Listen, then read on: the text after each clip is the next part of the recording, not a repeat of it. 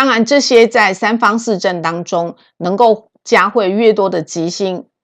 造成一个百官朝拱、君臣庆会格的富贵格局。另外就是君臣庆会格，在古代来讲可以说是富贵双全的格局，但是要注意的就是说，在夫妻宫，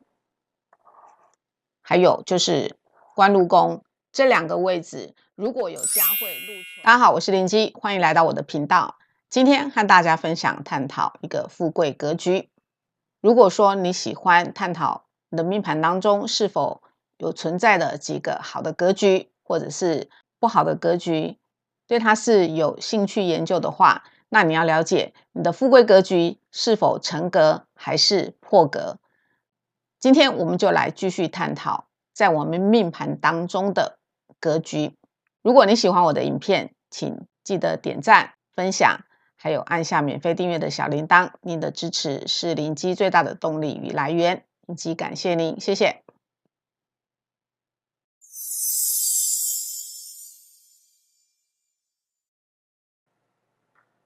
今天我们要和大家分享探讨的就是君臣庆会格。首先，第一个要件就是紫微星必须是坐在命宫，午的位置、子的位置、寅申，还有就是辰戌的位置是为命宫，而且有紫微星坐在里面坐守。而在三方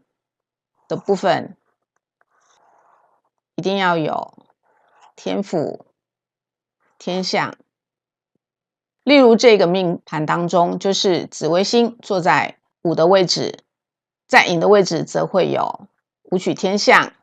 还有在戌的位置会有廉贞天府，而在迁移宫是贪狼星。另外就是如果我们的紫微星坐在寅申的位置，则会天府，在辰戌的位置则会紫微天相，坐在辰戌的位置。但是前提之下，还是必须要有要件，例如紫微天府星如果是落在寅申的宫位的话，则辰戌的宫位会有武曲星，而子午的位置会有廉贞天相。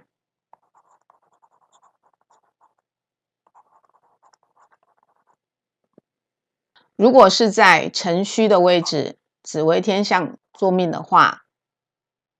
则在寅申的位置会有廉贞，廉贞星则会坐在寅申的宫位，而在子午的宫位则会有武曲星和天府星坐在子午的宫位。但是因为紫微天相在辰戌的位置为天罗地网，当紫微星落在天罗地网的话，则是属于在12个宫位当中比较弱的位置。相对的，紫微天相如果逢文昌文曲，则会在才学、学识上面比较会有杰出的表现。另外，如果君臣庆会格落在这几个宫位，子午、寅申、辰戌的位置，能够再会到所谓的吉星、六吉星，比方说左右、昌曲以及魁月，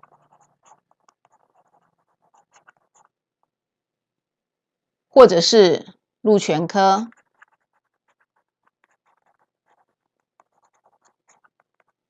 禄存，还有天马星。当然，这些在三方四正当中能够加会越多的吉星，造成一个百官朝拱、君臣庆会格的富贵格局。虽然这些吉星不能够全部加会，但重点还是要以左右为主，因为左辅右弼星是紫微的必须加会的一个主星。当然可以在左右夹或者是三方四正交汇，这样子才算是比较好的格局，否则这样的话容易变成孤军。另外就是在这样子的富贵的格局当中，最不宜见到的就是煞忌星以及羊驼火灵空劫，这样子的话就会变成所谓的破格，当然有可能会逢到1、2颗的煞星，因为毕竟完全没有碰到煞星这样子的机会，以命盘当中来讲，机会非常的少。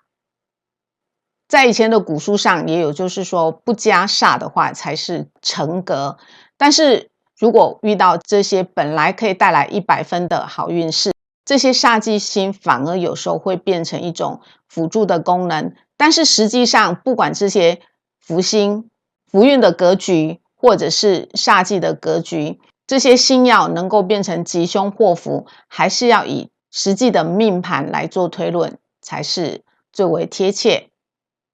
所以我们要知道，所谓的君臣亲会格，就是紫微星有逢这些天相、天府或者是武曲、廉贞，当然还要有6吉星、左右、昌曲、魁月，另外再加会吉星的禄全科，还有禄存、天马，能够加会越多，则代表这个君臣亲会格的格局更是具有富贵的一个倾向。刚刚也有说到说，紫微星最需要的就是加会左辅右弼，因为左辅右弼，它会造成这个紫微星它是否成为一个孤军，或者是成为有人辅佐的一个明君。因为如果没有加会左辅右弼，他是孤军之后，他具有领导的能力，却没有具备领导人的胸襟，会变成比较不喜欢与他人沟通，也不想承担太多的领导的压力，更不愿意曲意奉承，对自我的要求也会比较高，所以相对的，他比较适合从事像自由业或者是小单位的主管以及负责人。另外就是君臣亲会格，在古代来讲可以说是富贵双全的格局，但是要注意的就是说，在夫妻宫还有就是官禄宫这2个位置，如果有加会禄存或者是禄全科，这样子的话，则代表就是富贵双全的一个好格局，而且在夫官线没有出现煞忌星。相对的，如果说在这个夫妻宫还有官禄宫这个夫官线出现了煞忌星，则会变成一个空有才华而有怀才不遇的感伤。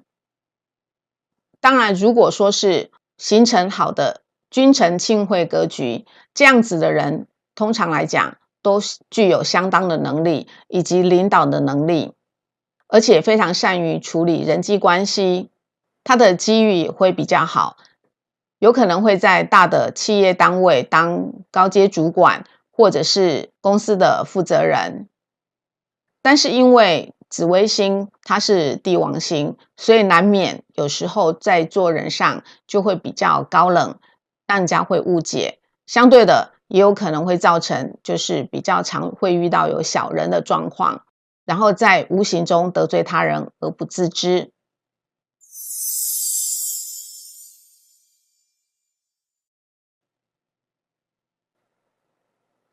以上就是君臣亲会格。